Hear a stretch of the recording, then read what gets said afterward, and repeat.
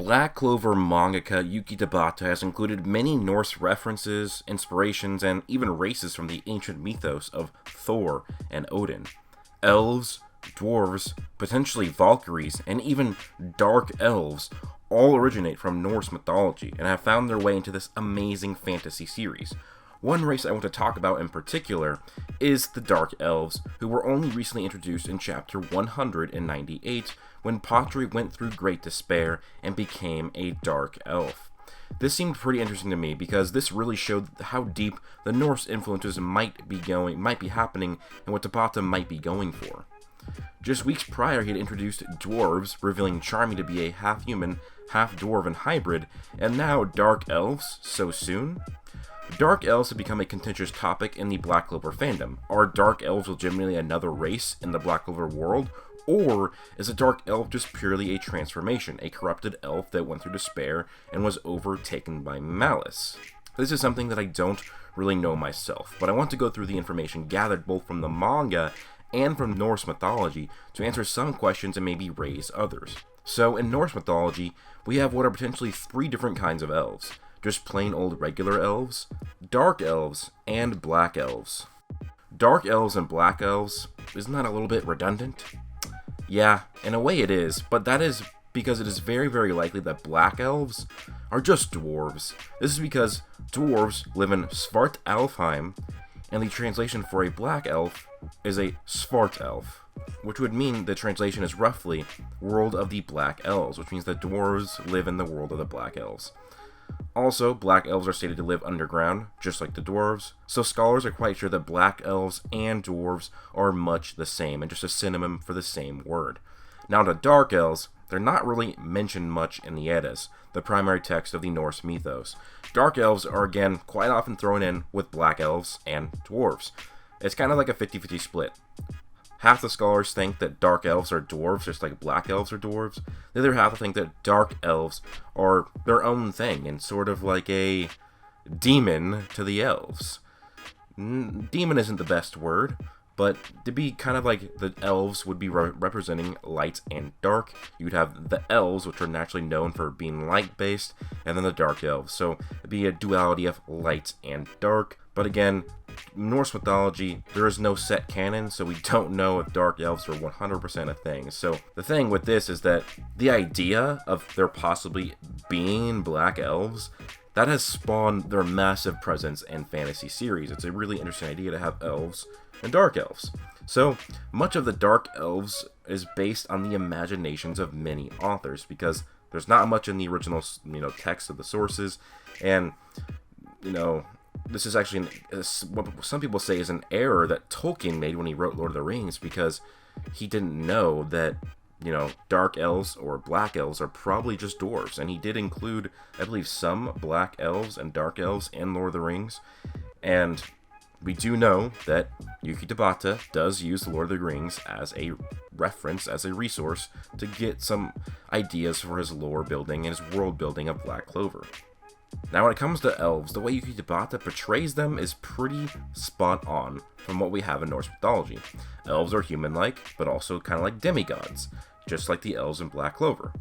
Elves in Norse mythology were worshipped by some humans, just like in Black Clover when the elves would help the humans and the humans would worship them as gods. They were beings of light auras, just like in Black Clover. When you get the elf forms, they have light auras, kind of like a Super Saiyan aura.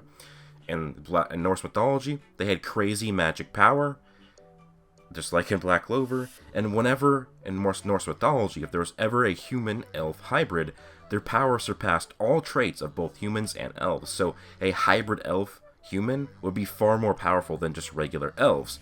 Just like in Black Clover, when is a hybrid, or the spirit inside of him, Licton Tetia's son, he surpasses most of the elves and most of the humans, and he's only 16 years old. So dark elves, right? The only instance of seeing one is when Patri turned into a dark elf in chapter 198 after his 4-leaf clover grimoire was corrupted and turned into a 5-leaf clover grimoire.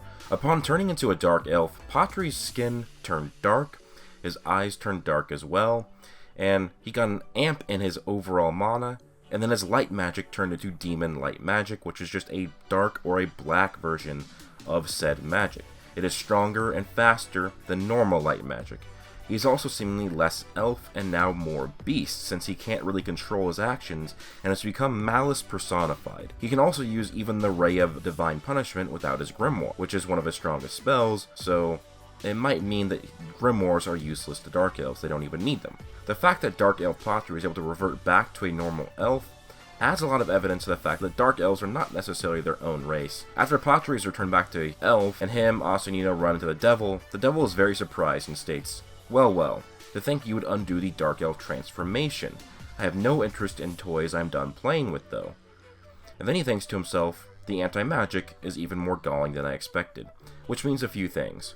1. The Dark Elf is referred to as a transformation. 2. He didn't expect for the Dark Elf transformation to be reversed. 3. Him being impressed with the anti-magic and the context of these statements implies that only anti-magic was going to reverse the Dark Elf form. And oddly enough, despite all this, it seems that Patru is still half corrupted. He still had his right eye being black and was able to use demon light magic, although you could argue it's less than half corrupted, because he has no dark skin, just one dark eye, so that'd be well less than half, but still. Even weirder is after Patru's soul leaves William's body and joins the now soulless body of Lix, he still has this black eye, implying he still has access to the powers of a dark elf, which only makes it even weirder. It almost raises more questions than answered. The power of the dark elf must be tied to the soul or mind, not just the body. Something that could be important to bring up is that it is actually possible that Patru turning to a dark elf was a result of the words of the devil. The devil whispers in his ear and says rampage as you will. And then either in his head or from a narrator, it is stated that a final state of an elf brimming over with malice is a dark elf. Now this is brought up to me by Sosa X Phoenix on Discord. He's saying that the dark elf was created by the devil because he said, Patru didn't turn into a dark elf because of malice, he turned into a dark elf because of words. This is something I don't 100% agree with. The devil does never technically state turn into a dark elf, as it seems like it was stated in his head or by a narrator. And it does imply that the Poison Mage and Elf Luck were on their way of transforming into a dark elf on their own. So it's not like they are a separate race confirmed and the devil just turned them into a different race. I think the devil just spread up the process, using his word magic to manipulate Patru's emotions even further. But if there is an actual race of Dark Elves, they would arguably be the most powerful race we have seen in Black Clover, probably besides the devils or demons. They would of course be above elves in power, as they have more mana and a more powerful variation of their magic. Dark Elves are something I want to see more of. Maybe devils are known for corrupting elves on a constant basis. I mean, when they go dark, they use a demon variation of their own magic. Imagine the next devil, Magicula, using an army of Dark Elves. I know we just had somewhat of a quasi-war in the last arc with the elves, but what I want is something like the classic fantasy battle scene, like in Lord of the Rings, which has been stated as an inspiration for Yuki Tabata on at least one occasion. So a big battle scene, like in the books and films of Tolkien, is something that is very likely to happen, or is something that could possibly happen at the very least. I say this because much of the elf arc was smaller battles. It was more of an infiltration war, since the elves took over bodies of humans that were already within the kingdom.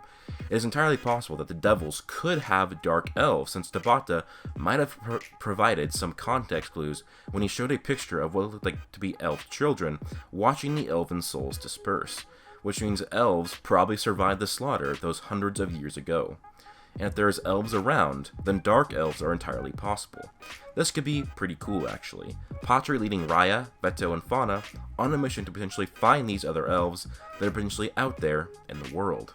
But that is really it for this video. I just want to talk about dark elves. Now, I do think that they might still be their own race. Like, it might be just that when you turn into a dark elf, you have that rage phase, that malice phase, and if you overcome it, then you're just a dark elf now, and then you go, and maybe there's a dark elf clan, a dark elf tribe out there.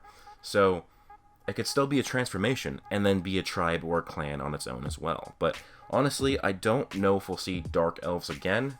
Might be a while, but I think it was a really cool thing for Yuki Tabata to adding another layer of Norse mythology in Black Clover, which is an amazing fantasy series. But anyways, guys, that's it for the video. Please do leave a like, comment, and subscribe if you did enjoy.